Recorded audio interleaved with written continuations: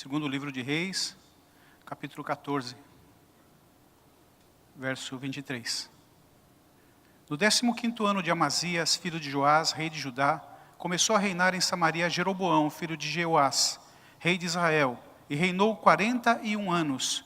Fez o que era mal perante o Senhor, jamais se apartou de nenhum dos pecados de Jeroboão, filho de Nebate, que fez pecar Israel.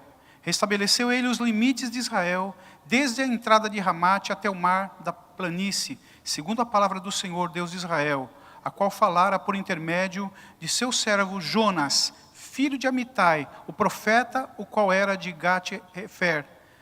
Porque viu o Senhor que a aflição de Israel era muito amarga, porque não havia nem escravo, nem livre, nem quem socorresse a Israel. Ainda não falara o Senhor em apagar o nome de Israel de debaixo do céu, porém os livrou por intermédio de Jeroboão, filho de Jeoás. Amém, queridos? Eu queria falar não sobre o rei Jeroboão II, que aqui a gente vê que foi um homem que fez o que era mal, mas eu queria falar um pouco sobre o profeta Jonas. O profeta Jonas é um profeta bastante ativo, é um profeta que tem uma sua característica parcial. Era um homem parcial, que gostava e amava tremendamente a sua nação, e que Deus dá uma missão para ele depois. Vai ver que depois a gente vai abrindo assim, abra sua Bíblia em Jonas capítulo 1, Jonas capítulo 1, verso 1, quando diz assim, quando veio a palavra, a mesma palavra que veio lá para Jeroboão, veio agora para ele ir a Nínive. Diz assim, veio a palavra do Senhor a Jonas, filho de Amitai, dizendo, dispõe-te e vai à grande cidade de Nínive e clama contra ela, porque a sua malícia subiu até mim. Quando a gente olha para essa característica de Jonas, Jonas era um profeta, um homem comum, um homem que Deus escolheu e que tinha uma intimidade com Deus, porque Deus falava com ele de forma tão poderosa, e a palavra vinha, e era uma palavra do céu que vinha ao coração desse homem. Mas esse homem foi criado de uma geração e que aprendeu a odiar o seu inimigo. O seu inimigo na época, os seus inimigos, o maior deles era a Síria. Era o reino que foi ensinado, talvez ensinado por seus pais, a odiar esse inimigo. E quando a gente começa a conhecer um pouco sobre a história dos ninivitas, a gente descobre que era um povo tremendamente perverso, mau, maligno. Diziam os historiadores que quando eles pegavam algum inimigo, eles levavam cativo, eles arrancavam a pele da pessoa, deixavam a pessoa em carne viva e lançavam a pessoa para morrer no deserto, nu e em carne viva. A pessoa ia morrendo aos poucos ali de dor. Era um povo terrível, era um povo cruel.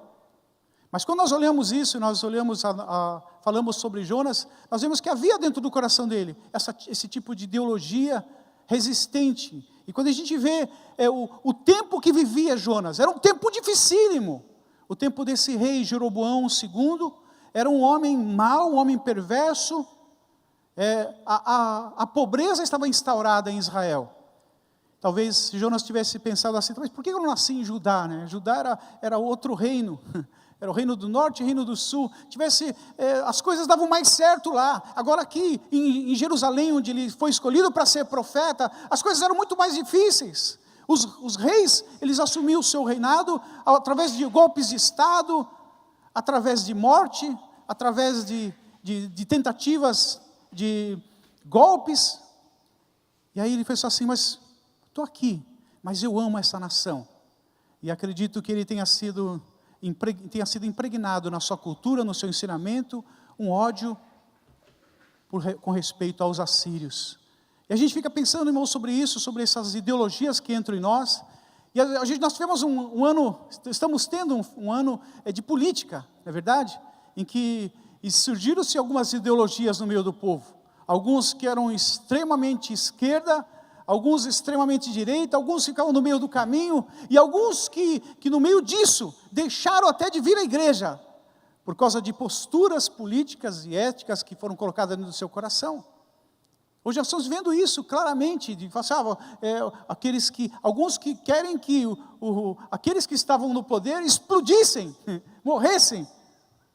E onde está o amor de Deus? Porque o que aconteceu realmente com Jonas foi um choque muito grande da ideologia contra o amor de Deus, o amor que Deus tem pelo ser humano, a mesma graça que nós vemos hoje em nossas vidas, que nos alcançou em tempo oportuno, em que Deus ama todos.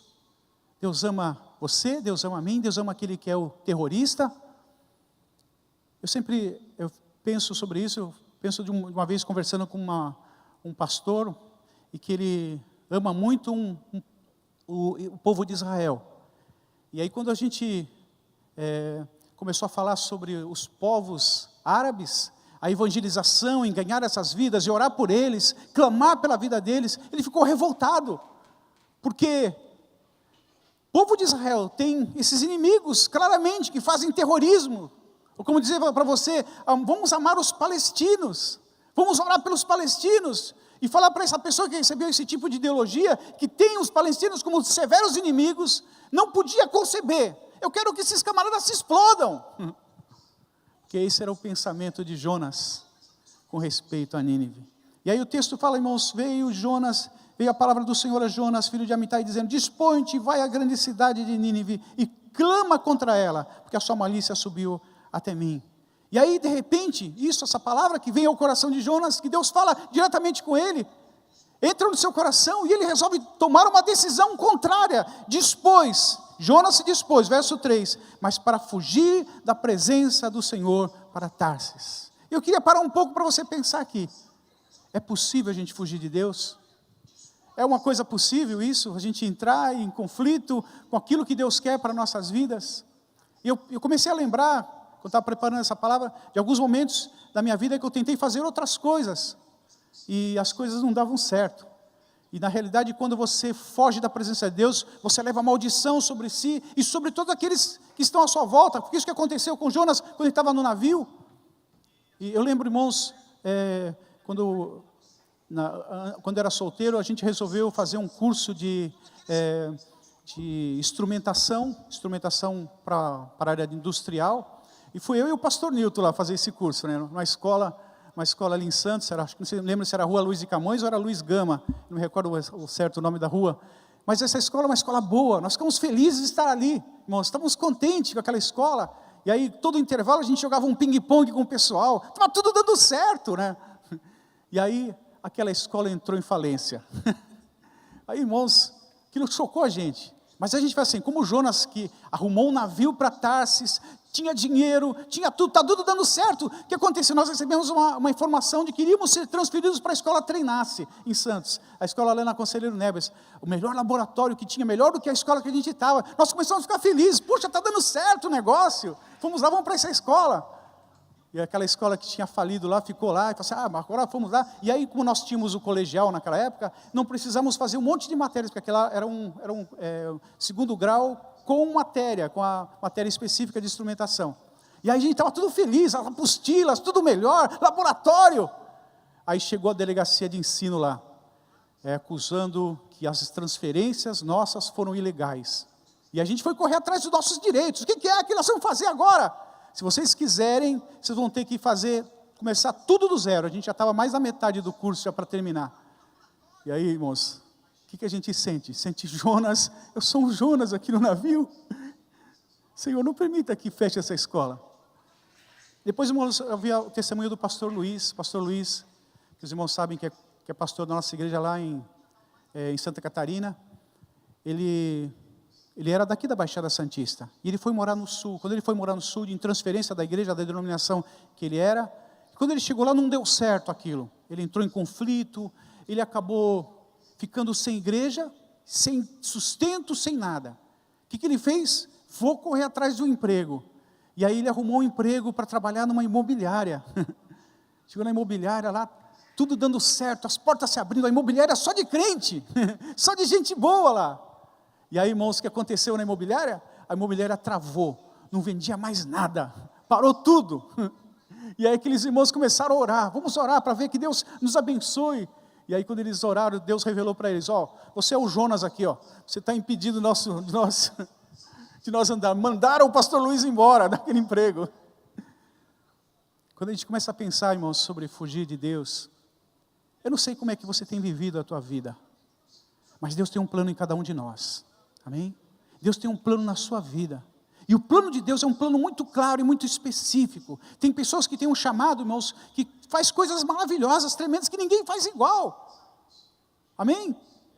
De repente Deus chamou você fez o curso de liderança de célula para você ser um grande líder de célula. Deus começou a derramar um som para a sua vida e você abandonou por o primeiro problema que você enfrentou.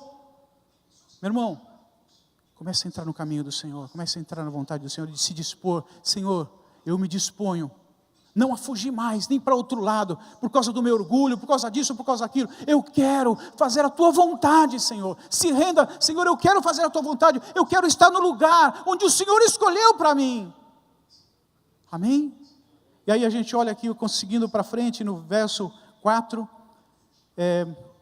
verso 3, assim, Jonas se dispôs para fugir da presença do Senhor para Tarsis, e tendo descido a Jope, achou um navio que ia para Tarsis, pagou a sua passagem e embarcou nele para ir com eles para Tarsis, para longe da presença do Senhor. Irmãos, Tarsis e Nínive era como daqui ao fim do mundo, era outro lado. O que pensou, o que passou na cabeça de Jonas naquele momento? Ele pensou assim: se eu fugir, é uma viagem daqui até Tarsis de 1 ano mais ou menos de navio, e quando eu chegar lá, com certeza Deus já incumbiu algum outro profeta para estar no meu lugar. A gente sabe, irmãos, que havia lá os profetas, havia Oséias e Amós, que eram contemporâneos a Jonas, mas Deus não falou com nenhum deles. Amém, queridos? Olha só, quando Deus tem algo para você, Ele vai realizar através da sua vida, meu irmão. Às vezes a gente complica as coisas pelas nossas escolhas erradas. Você tem escolhido Deus na tua vida? Amém?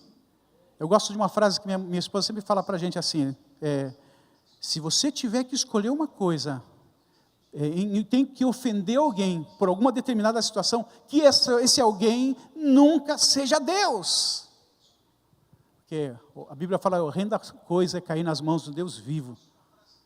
Deus é justo, Ele é certeiro na sua obra. Eu lembro uma vez de uma irmã que ela nos procurou, e que ela estava sendo pressionada para a família, de ela apresentar o seu bebê, de fazer o batismo do seu bebê no catolicismo. E ela já tinha se convertido já fazia vários anos. E ela estava sendo pressionada por sua mãe, por sua tia, por sua família. E ela nos procurou para falar sobre isso. Pastor, o senhor nos perdoe, mas nós estamos indo fazer isso. Irmã, não faça isso. Você sabe a fé que você professa, você sabe que aquilo está errado. Eu comecei a explicar sobre batismo para ela. Batismo quer dizer arrependimento, quer dizer mudança de vida, quer dizer morrer para o mundo, se tornar uma nova criatura. Você prefere ofender a Deus do que ofender seus parentes? Você tem que falar da sua fé para eles. E infelizmente aquela irmã foi embora. Nunca mais pisou o pé na igreja. Preferiu, em detrimento aquilo que ela tinha de fé, agradar os homens. Sabe, irmãos, nós temos assim os nossos conflitos. Qual é o seu conflito? Agradar a Deus ou agradar os homens? Ou você está preocupado com a opinião dos outros que pensam a respeito de você? Ou você está preocupado com o que Deus pensa para você? O que Deus tem para a tua vida, em nome de Jesus. E aí, irmãos, a embarcação, ele estava tudo dando certo, estava tudo funcionando. Digamos assim, que a passagem custasse 1.000, ele tinha os 1.000 para dar na mão, tudo está dando certo, que bênção, Deus está aprovando. E aí, irmãos, a gente vê lá para frente, mas o Senhor lançou sobre o mar um vento forte, e fez no mar uma grande tempestade, e o navio estava a ponto de despedaçar. E aqui quando a gente olha, irmãos, a tragédia que nós trazemos, quando a gente não é bênção, quando a gente está fora do caminho do Senhor e da vontade de Deus, quanto estrago a gente faz. Quantas pessoas que eu já vi, irmãos, saindo da igreja por causa de uma mágoa, mas não pensou a tragédia que ele está causando. Eu lembro um dia, irmãos, uma família me procurou, eles estavam chateados com a igreja onde eles estavam, eu fui falando das regras, você para chegar aqui no Ministério Peniel, você tem que ficar pelo menos 6 meses, nesses 6 meses você tem que procurar uma célula. Mas eu sempre faço algumas perguntas a mais, falo assim, por que você está saindo de lá? Nós estamos chateados porque o pastor isso, fez aquilo outro, aquilo mais. Aí eu perguntei assim para eles, eu vi que vocês têm filhos. Seus filhos estão bem enturmados lá na igreja onde vocês estavam? Estão. Assim, eles são adolescentes, mas eles acompanham, os amiguinhos deles são desde a classe dos pequeninos. Eles acompanham, andam juntos e caminham juntos lá. E eles vão no cinema, às vezes eles organizam, vão todo mundo junto para o cinema. Você já pensou que a sua mudança pode causar um dano na vida dessas crianças? Você já pensou o dano que você vai pensar, a quebra das amizades, a revolta pode haver no coração deles? Você já pensou o que eles podem ficar revoltados porque estão mudando de igreja, porque você é o pai, você é que manda na vida deles? Que eles vão te acompanhar? Será que você não pensou que no futuro eles podem se desviar do caminho por essa quebra? Por causa dessas mágoas? E aí, eu não vi mais aquela família na igreja. E um dia eu estava na feira, e aí eu encontro com esse irmão lá. Ô irmão, faz uns meses que você conversou comigo, depois você não apareceu mais. Ah, pastor, depois daquilo que o senhor falou para a gente resolveu repensar, e começamos a olhar para os nossos filhos. Enquanto eles estavam felizes, com seus amigos, com a igreja. Aí nós resolvemos conversar com o pastor, nos acertamos, e estamos bem lá. Eu quero agradecer ao senhor, porque o senhor podia ter sido parcial, e podia ter chamado a gente, porque geralmente o pastor gosta muito de colher em aquário, né? Não é a nossa visão do Ministério Peniel, nunca pescar em aquário de ninguém. O nosso alvo, irmãos, é aquele que está perdido lá fora, aquele que não conhece Deus, aquele que não conhece Jesus.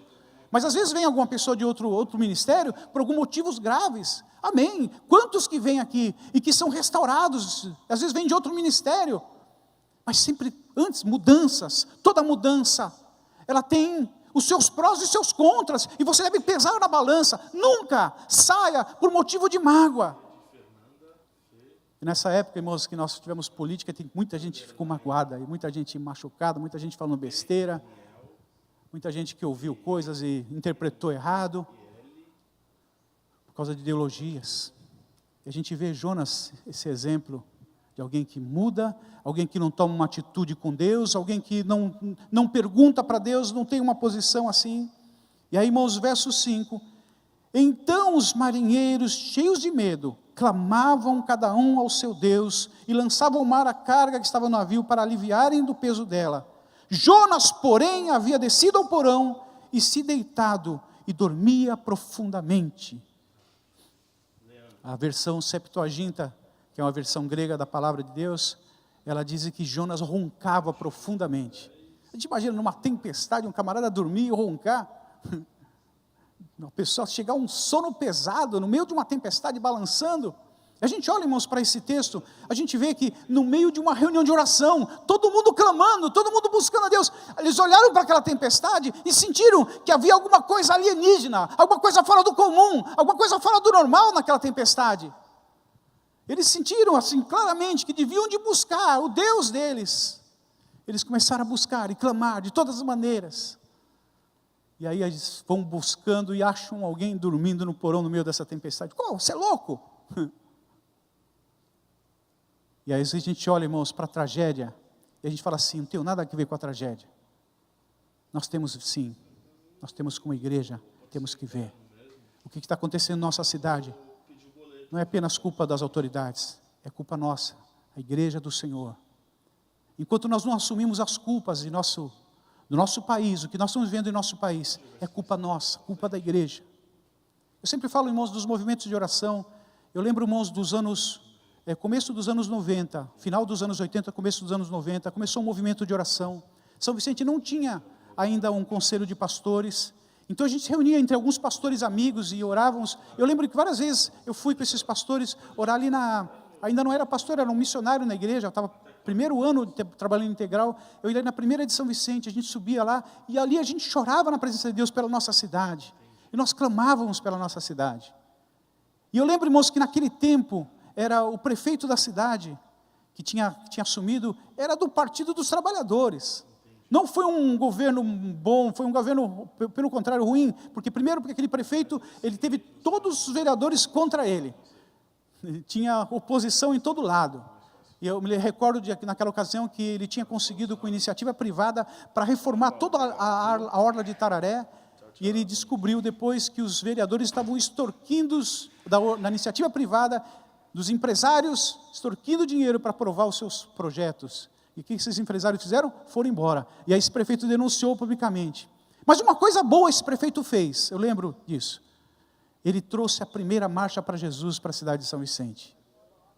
E aí ele aprovou. E uma coisa ele fez, irmãos, maravilhosa. Isso é resultado de oração. Não é resultado de um bom prefeito nem nada. É resultado quando a igreja está orando e clamando pela cidade.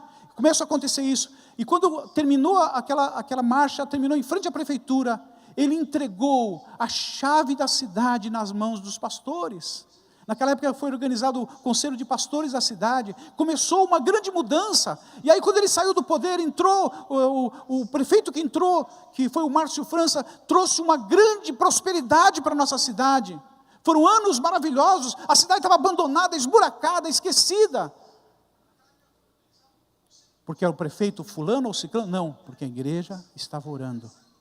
A igreja, quando ora, começa a haver mudanças.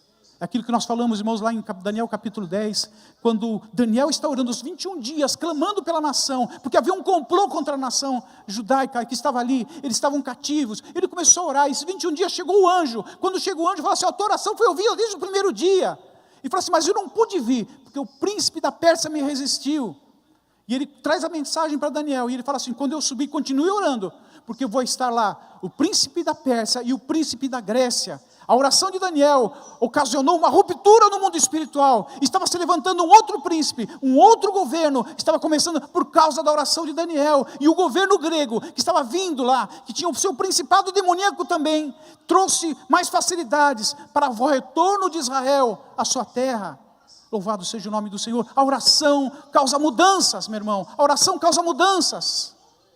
Nós temos que tomar posse disso. Se nós estamos vendo o caos, e nós não estamos fazendo nada, a Bíblia fala assim lá em Isaías, admirou-se Deus de que eles não tivessem orado, intercedido. Que coisa, irmãos, Deus admirado de que ninguém se incomodou com a tragédia, com o caos. Porque a nossa oração, irmãos, ela faz diferença no mundo espiritual. Amém? Quando nós oramos pela nossa cidade, quando nós oramos pelo nosso país. Eu até quero aproveitar a oportunidade para convocar os irmãos, toda segunda-feira nós estamos orando aqui, e toda segunda-feira nós clamamos pela nossa cidade, nós oramos pelo nosso país, nós oramos pela nossa igreja, e eu tenho certeza, irmãos, que desde o momento que nós começamos essa iniciativa, que o pastor Lito trouxe essa ideia, houve uma mudança no mundo espiritual, e houve uma mudança em nosso país, e tudo isso, essa loucura que está havendo aí, impeachment e todas essas mudanças, são resultado da nossa oração, mas nós temos que continuar, para que o Brasil seja limpo desses corruptos que estão lá, que roubaram, que sejam presos, que faça-se justiça em nosso país, que as nossas leis sejam respeitadas, que modifiquem as leis. Eu lembrei que esses dias eu estava conversando nossa reunião com pastores de manhã, e eu estava contando que eu fui no Guilherme Álvaro outro dia, orar para uma pessoa, para uma senhora, e quando eu fui orar para a senhora, a outra do lado pediu, o senhor pode fazer uma oração por mim também? Aí eu fui lá, orei por ela, falei de Jesus. Aí eu fui na outra, aí o outro chegou e falou assim, o senhor pode orar por mim também? Aí eu já tinha orado por umas 5, 6 pessoas, aí tinha um último senhor lá no fundo, eu falei assim para ele, e o senhor, quer que eu ore pelo senhor também? Ah, quero sim, por favor. Todo sorridente. Eu orei no final por umas 7, 8 pessoas no final ali daquele lugar. As pessoas estão carentes de Deus. O senhor é pastor de onde? De onde o senhor é? E comecei a falar, dei o endereço da igreja, falei de tudo, falei assim, mas eu só moro muito longe, mas tem uma igreja lá naquele bairro também. Tinha uma pessoa do Rio Branco, vai lá no Rio Branco, tem um pastor lá que vai te receber. Sabe, irmãos, nós temos que aproveitar as oportunidades. O mundo está carente, o mundo está sedento de Deus, o mundo precisa que você abra a sua boca, em nome de Jesus. E quando a gente fala de Jonas, irmãos, Jonas estava com o coração tão indisposto, coração tão fechado, que para ele queria que os ninivitas, que os assírios explodissem. Quero que eles se explodam. E o pior, irmãos, que eu vi isso de um irmão aqui da igreja, ele estava falando da presidente Dilma, eu falei para ele, nós temos que orar por ela. Orar nada, ela que se exploda, que morra. Perdoa os irmãos aí. Quando a gente cria uma ideologia, irmãos, radical em nosso coração, a gente esquece que, acima de tudo, de política, de tudo, existe um Deus. Existe um Deus que ama aquele que pensa diferente de você, que ama a todos nós igualmente. Louvado seja o nome do Senhor. Um Deus que ama também os ninivitas, um Deus que ama também os esquerdopatas, Um Deus que ama também os militaristas, que tem gente com ideias militares aí, que tem que haver um golpe militar aqui no Brasil. Irmãos, eu vivi isso na minha adolescência, e não é bom isso. Nós temos que ter equilíbrio, ficar no meio do caminho, e desejar coisas boas para a nossa nação, que a democracia cada vez se consolide mais nessa nação, que a gente tenha a democracia como tem nos países de primeiro mundo, que ainda nós não temos ainda temos resquícios desse governo militar. Nós temos que ficar como, um dia uma pessoa me encontrou na rua, e ele perguntou assim para mim, era essa época já bem no auge da política, com quem que você está? Eu falei, o que você quer dizer com isso? Eu estou com Jesus, eu falei para ele, estou com Jesus. Não, que partido, com que não estou com ninguém, eu estou com Jesus, Jesus é meu guia. Tem muita gente tomando partido de coisas, em nome de Jesus. Depois no final eu falei, nós temos um candidato da igreja, nós apoiamos esse candidato, e nós cremos que nós temos muito para fazer, através desse candidato. Amém? Jonas atrair a maldição sobre todos. Homens de Deus em fuga trazem maldição, onde quer que vão. Olha só, irmãos, pensa na tua vida, pensa o que você tem feito, onde que você está caminhando. A gente está tentando, hoje nós temos necessidade muito grande de líderes para células, porque as células estão se multiplicando, tentando rever alguns que fizeram cursos e que são formados, que estão aí sem fazer nada. Eu fico pensando, irmão, será que a tua vida está dando certo? Você está fazendo isso, você fez um curso, para quê? Você foi capacitado, você foi potencializado, você recebeu informações maravilhosas para estar liderando, para fazer coisas diferentes, para fazer coisas novas. E você está lá sem fazer nada. Enquanto que terça-feira, muitos que estão em células, alguns são quarta, alguns são sábado, você está lá assistindo futebol e fazendo o que da vida? Pensa bem, se você não está levando maldições para onde você está caminhando. E aí, irmãos, aqui no verso 8, ele diz assim, então eles disseram, declara-nos agora, por causa de quem nos sobreveio este mal, que ocupação é a tua, de onde vens, qual é a tua terra, e de que povo és tu? Essa era a oportunidade, irmãos, dele pregar. Essa era a oportunidade de ele falar de Jesus ali, falar do Deus de Israel, do Deus Jeová que ele servia, que ele era profeta, e que podia, através de uma oração, fazer diferença naquilo ali. Apenas o que ele respondeu foi só uma parte dessa pergunta, eu sou hebreu. Porque hebreu, na sua ramificação, quer dizer, eu sou alguém que caminha, alguém que anda, alguém que vai. Eu sou hebreu e temo o Senhor, o Deus do céu, que fez o mar e a terra. Só isso. Não orou, não falou nada, apenas isso. E depois ele responde, então os homens ficaram possuídos de grande temor, e lhe disseram, que é isto que fizeste? A causa é você, pois sabiam que os homens que ele fugiu da presença do Senhor, porque ele havia declarado, ele declarou, eu fugi de Deus. Disseram, que faremos agora para que o mar se acalme? Porque o mar ia se tornando cada vez mais tempestuoso. E aí ele fala ali, radicalmente, alguém que desistiu de Deus. Eu vou ficar envergonhado aqui. Tomai-me e lançai-me ao mar, e o mar se aquietará, porque eu sei, por minha causa vos sobreveio essa grande tempestade. Jonas, irmãos, estava coração tão endurecido, que ele estava disposto a se suicidar, a morrer. Abrir mão do plano que Deus tinha para a sua vida. Às vezes, irmãos, nós guardamos tanto algumas estruturas velhas, e nós não estamos dispostos a voltar atrás. E eu vejo, irmãos, muita gente que quando vem falar conosco assim, ele fala assim, pastor, eu quero conversar, eu quero mudar de ministério, Deus está me falando. Primeira coisa que eu falo assim, meu irmão, não venha com essa conversa não. Você está com mágoa, você está com mágoa no coração, e isso não é vontade de Deus, e Deus não falou nada para você, você está dizendo, você está mentindo, Deus não falou para você sair daqui. E outra coisa, se você um dia você tiver que sair, você vai ter que sair em paz com todo mundo, você vai ter que ir acertado com todo mundo, você tem que ter perdoado todo mundo, porque se você vai com mágoa no teu coração, você vai ficar com uma coisa pendente aqui, e você vai para outra igreja, lá você vai causar um outro dano, em qualquer ministério que for, porque você deixou uma coisa pendente para trás, você está fora da vontade de Deus, e lá você vai causar, e vai ter que sair de lá também, e não vai ter lugar para você mais. E aí muitos desses que entram a mágoa no coração se tornam pastores de si mesmo, porque ninguém é bom para ele. Porque a mágoa endureceu o seu coração. E você muitas vezes está deixando isso acontecer na tua vida. E aí o resultado vai vindo. E aí as maldições vêm. E aí as coisas não andam. Eu lembro, irmãos, de uma família que, quando eu era missionário na igreja, o pastor me deu a lista de vários nomes para visitar, pessoas que estavam sumidas, eu visitei essa família. E essa família era um irmão que tinha sido abençoado financeiramente, estava num emprego muito bom, e ele estava bem, feliz da vida, e ele falou assim para mim, quando você começa a ver que você começa a crescer, começa a achar que a igreja já não é boa para você.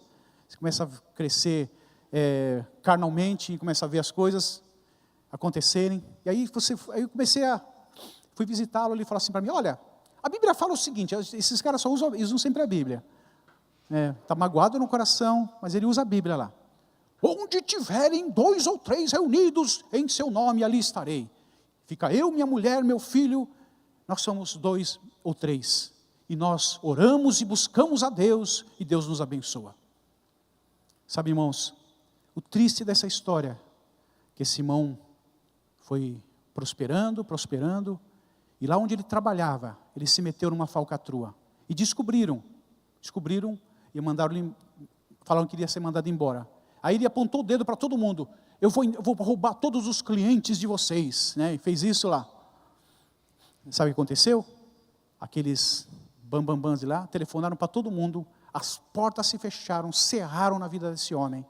Esse homem que tinha um carro 0 quilômetro todo ano, que quando eu fui visitá-lo tinha um barzinho cheio de uísques importados na casa dele, agora estava sem emprego, sem nada. E aí, irmãos, essas coisas Deus faz, interessante como Deus faz as coisas. Eu estava pastoreando em Mongaguá, e um dia estava fazendo visita, aí eu vejo esse irmão passando ali na rua. O que você está fazendo aqui? Encontrei pensando assim, a última vez que eu tinha visto, eu não sabia dessa história de nada que tinha acontecido com ele. E ele falou assim, pastor, eu estou aqui vivendo de ajuda de uma cunhada. Estou aqui numa casa alugada. Eu fui na casa dele, orar para a casa dele. Irmãos, a esposa dele, que era uma moça bonita, magra, totalmente magra, judiada. Família toda ali. O filho não queria mais saber de Deus, de igreja. O caos se instaurou na vida dele. Aí eu falei para ele, você lembra um dia que fui fazer uma visita para você? E que eu falei para você, você precisa voltar para Deus, você precisa voltar para a igreja. Ele falou que não precisava da igreja. Lembra disso? E naquela noite, irmãos, ele estava na igreja lá comigo. Estava na igreja lá. E para a glória do Senhor, essa cunhada, que morava em Ribeirão Preto, convidou ele para morar lá. E aí, em bem pouco tempo, irmãos, depois de ele ter se acertado com Deus, Deus abriu uma porta de um emprego muito bom lá em Ribeirão Preto. O que é fugir de Deus? Cuidado, não fuja de Deus. Aleluia. E aí, irmãos, os marinheiros clamaram a Deus. Clamaram, quando lançaram ele ao mar. Clamaram, verso 14, ao Senhor e disseram, Senhor, rogamos-te que não pereçamos por causa da vida deste homem, e não faças cair sobre nós este sangue, quanto a nós inocente, porque tu, Senhor, fizeste como te aprouve. Sabe o que aconteceu, irmãos? Na tragédia, quando parou a tempestade, esses homens acreditaram no Deus Jeová. Na tragédia, irmãos, Deus salva vidas. Às vezes no caos, Deus faz os seus milagres, Deus opera as suas maravilhas. Que bênção, irmãos. Apesar de tudo isso, ficou uma semente no coração desses homens, e que eles estão dizendo que vão temer, que o Senhor faça como te aprouve. Eles reconheceram Deus, no meio da sua caminhada, no meio das suas orações. Lançaram ao mar, e acessou o mar a sua fúria. Temeram, pois, esses homens em extremo ao Senhor, e ofereceram sacrifícios ao Senhor, e fizeram votos. Aleluia. Glória a Deus. Eu tive, por causa dessa mudança de horário de verão, eu estava lendo, eu li pelo menos 3 vezes o livro de Jonas, né, antes de estar aqui falando com os irmãos. E o livro é um livro maravilhoso, você pode ler, são 4 capítulos apenas. Eu peguei uma tradução, li, depois eu peguei uma outra tradução, li, depois achei uma outra tradução, li também, para poder estar aqui pregando para vocês, trazendo a palavra para vocês nessa manhã. Eu quero dizer para você, irmão, ande com Deus. Ande com Deus. Abra mão do seu orgulho. Abra mão da dureza do coração. E se disponha, eu quero fazer a vontade do Senhor. Eu quero estar no caminho do Senhor. Eu quero estar naquilo que o Senhor preparou para a minha vida. Todos os dias, em todo o tempo. E aí, irmãos, verso 17. Deus não desiste de Jonas. Deparou o Senhor um grande peixe para que tragasse a Jonas. E esteve Jonas 3 dias e 3 noites no ventre do peixe. Sei que o nosso horário está avançando, irmãos. Mas pensa bem sobre isso. Jonas estava disposto a morrer pela causa dele. Estava disposto a morrer por sua ideologia. De que eu não vou falar para o meu inimigo. Eu não vou ver a bênção na vida do meu inimigo. E olha só, irmãos, Jonas não orou quando ele resolveu sair para Tarsis.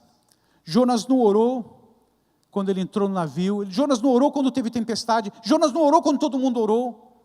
Jonas não orou quando ele foi lançado no mar. Jonas não orou quando ele foi engolido pelo peixe. Jonas orou depois do 3º dia.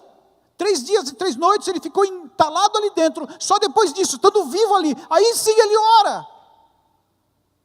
E aí a gente olha, irmãos, quanto a gente deixa o orgulho entrar em nosso coração. E a gente esquece de Deus. Deus, irmãos, não é para ser buscado no último dia da luta da tua vida. É para ser buscado constantemente, em primeira instância, em primeiro momento, em primeira necessidade. Deus quer ser ouvido por você, meu irmão. E aí a gente vê, irmãos, a história que todos conhecem. Ele é jogado lá no mar, jogado na praia, e Deus fala assim, agora vai lá e prega para Nínive. E a gente olha, irmãos, a tristeza de tudo isso, é que ele chega lá em Nínive, era um lugar que tinha que andar 3 dias, ele andou 1 dia só.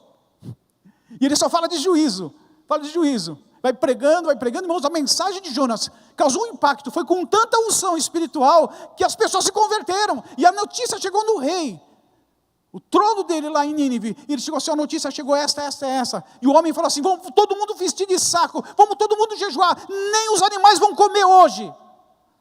E eles se arrependeram, vê quem sabe Deus se arrependa de nós. Irmãos, Nínive era uma cidade de mais de 120 mil pessoas. Tem muitas cidades que nós conhecemos aqui no Brasil, que não tem esse número de habitantes. E eles se arrependeram, e clamaram, e Deus se arrependeu de destruir aquela cidade. Mas Jonas foi lá para o Oriente, sentou, e o texto da Bíblia fala que é do Oriente que vem todas as desgraças, que vem todo o juízo. E lá ele ficou esperando acontecer a tragédia, que Deus destruísse aquela cidade. Quem sabe eles se arrependam de ter se arrependido, e voltem atrás, comecem a continuar o mesmo pecado, e vem aqui a destruição para essa cidade. E ele começa a ficar indignado, porque Deus não destruiu, porque Deus se arrependeu do mal que ia fazer aquela cidade. O amor de Deus, ele fica impactado, porque Deus é amoroso, misericordioso e bondoso. E como eu falei, quando a gente tem uma ideologia, e a gente acha que isso é maior do que Deus. Amém, irmãos? Deus ama até os inamáveis, aqueles que não são amados por ninguém, aqueles que são odiados. Que coisa maravilhosa, irmãos. Tem muita gente que criou um ódio, já estamos acabando, ódio pelo terrorismo árabe, sulita e dos extremos, e tem gente orando para Deus matar eles. Eu lembro, irmãos, que no pastor Peter Wagner e uma junta de pastores, perto dos anos 2000, eles formaram um grupo de intercessores que começaram a orar pelo povo muçulmano, pelo mundo muçulmano. E eles começaram a orar. E tem um mês de Ramadã, que começa entre janeiro e meio de janeiro e termina no meio de fevereiro. 30 dias eles fazem jejum. E uma das orações do mês de Ramadã diz assim, Deus, se revele a nós. Deus, se revele a nós. E esse povo começaram a jejuar, esse pessoal cristão, pastores, líderes de igrejas, começaram a jejuar e orar no mês de Ramadã, e orando assim, Senhor, ouve a oração desses muçulmanos, e se revele a eles de verdade. E o que está acontecendo, irmãos, no meio dos muçulmanos? Muita gente tendo revelação, e vendo Jesus se revelando pessoalmente para a vida dessas pessoas, e eles estão se convertendo. Amém? Então, em nossa ideologia, nós não podemos separar ninguém. Deus ama a todos. Ele ama você, Ele ama a mim, Ele ama o terrorista. Ele ama aquele bandido que está lá na periferia. Ele ama o traficante. Ele ama todos. Vamos colocar de pé, irmãos.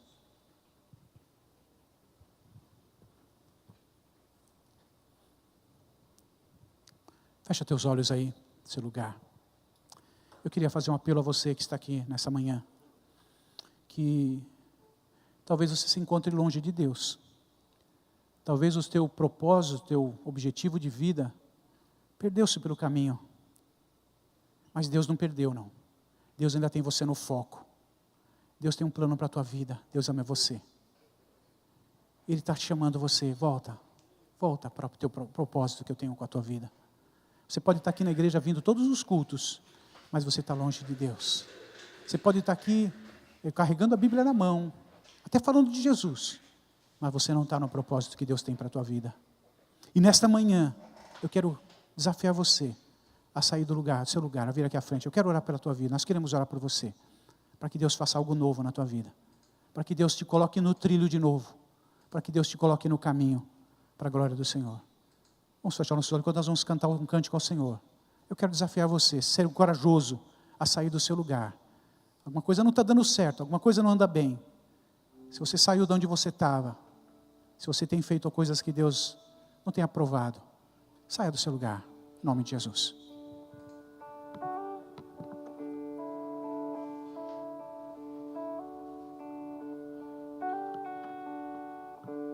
Toma-me, rendido estou aos pés da cruz, me encontrei, o que tenho te entrego, ó Deus.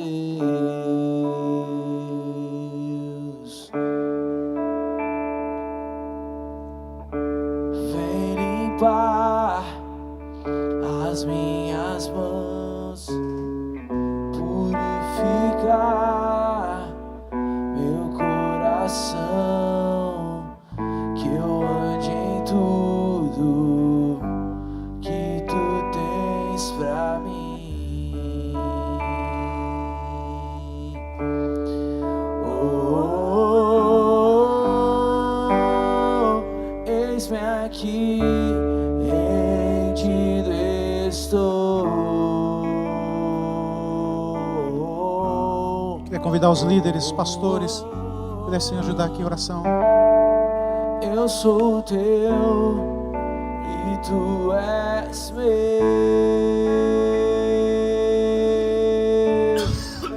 Jesus.